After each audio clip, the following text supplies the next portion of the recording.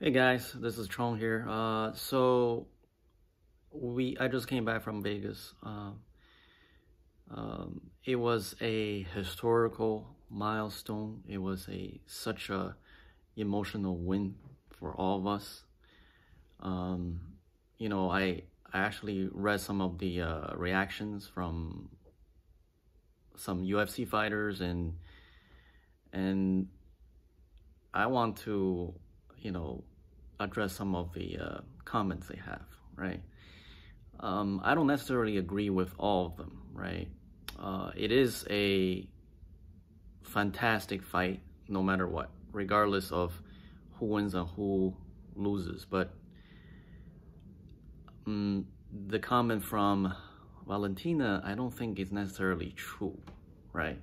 She was saying how hard it is for Weili to win this fight, but I think she doesn't understand how difficult it is to travel multiple countries, halfway around the world, and not getting enough rest, and the circadian rhythm is really screwed up due to the trip, due to the continuous moving from time zone to time zone. And plus with the, when you're in a different country, you're eating differently, and, everything is foreign to you. You have to adjust to it. It's very different than let's say you were to fight at your home, your own time zone, you have enough, 8 hours sleep. It is very different. So I don't necessarily agree. And in terms of the on the technical side, punching side, right? So I think we can definitely do a better job. But there's so many things that I was very concerned with, and it happened. She couldn't fall asleep. It was just, how important it is for fascia, for neurological connection to work properly. Sleep is critical. When you don't get enough sleep, you just feel sluggish. I think this is why we didn't start off, as planned. But it's okay. I mean, Weili is such a warrior. She just toughed it out through all 5 rounds, and at the end, I think I was literally shaking. My whole body was shaking, and I was so emotional at the end. It was just crazy to see her win like that. And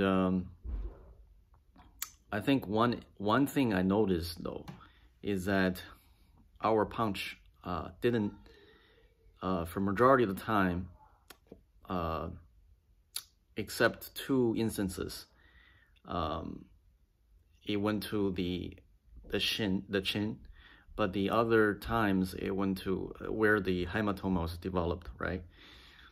I think this is a very good technique from Joanna, because when she, leans in and punches, she tuck her chin down and put her forehead forward. So, and this is how she got that hematoma, the largest I've ever seen. I know how hard Weili punches, and we have data on that. And to see how much damage it's done to the forehead of Joanna, it's just incredible. It's like you're seeing science in real life. You're seeing science being replicated on a world stage. Those are 400-pound, 500-pound punches. Those are not light punches. And I think Weili was pretty surprised as well to see those punches being absorbed by Joanna, right? I don't know. There are some certain instances where I think we punched and then we were watching. Okay, what happens then? Instead of trying to, follow up with a flurry of attacks. But yeah, it was just a crazy, phenomenal experience for me and the whole team. This is our first time defending the title. It's just crazy. The next fight, I think it's gonna be even better, because as you all know, we are making progress. We're making progress every time we train. And I think fascia-wise, we already made tremendous improvement, but I think there is still room for adjustments. Another thing I want to talk about is, I see that there's so many experts talk about fascia, but they're talking about fascia in a different way that I talk about.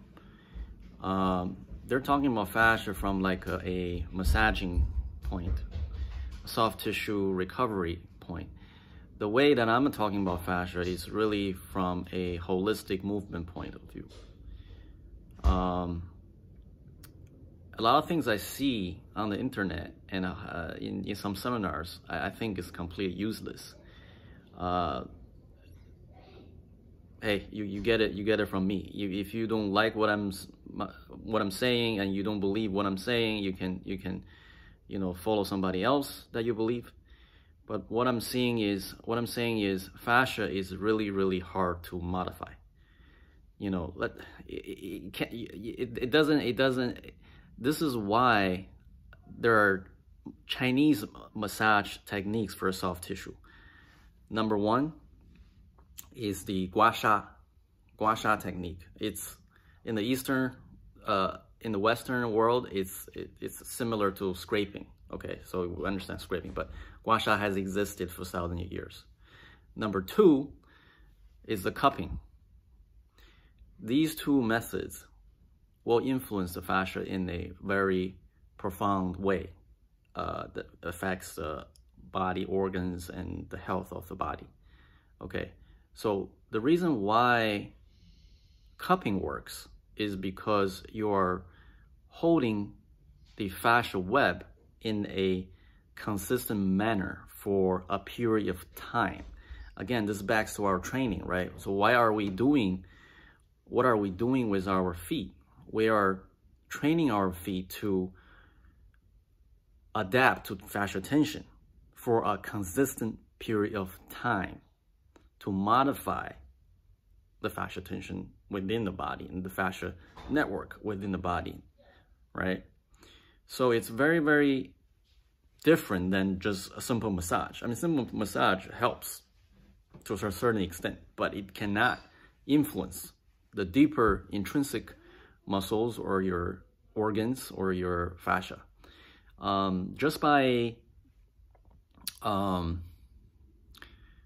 massaging the fascia does not, I repeat, it will not influence fascia to change its necessary form or shape or structure.